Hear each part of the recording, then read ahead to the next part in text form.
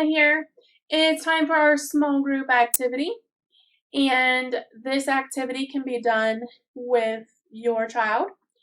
You will need, materials you would need are some small lightweight balls, such as a ping pong ball or the small little wiffle balls, or any other, small little plastic balls that can be blown easily. You'll need a standard measurement tool, such as a ruler or a measuring tape. You'll need a non-standard measuring tool, such as blocks, Legos, a piece of yarn, straws, and masking tape. Now, the object of this is for them to be able to measure things. So they're going to blow. You're going to mark the starting point with a piece of tape.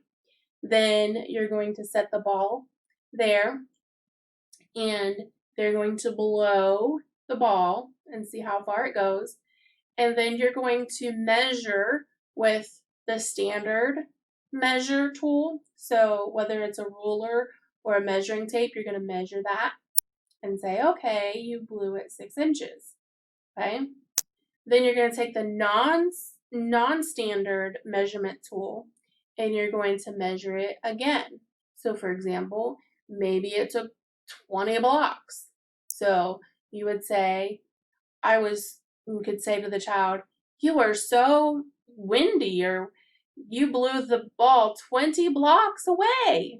Of course, 20 blocks to them sounds really big. But, or if you used yarn, you could say, oh, this piece of yarn, you blew it halfway to this piece of yarn or something. And then if you have the different types of balls, have them make a prediction of how far the ball might go. So if you start with the ping pong ball, hold up the other balls and say, how far do you think this ball's going to go? And make your, put a piece of tape and make your prediction. And then maybe say, hey, how far do you think this ball's going to go? And make, do it all over again. Then you're going to test it. So then let the child blow the ball and see how far it goes. Did it go farther? Did it go past the mark they thought it would?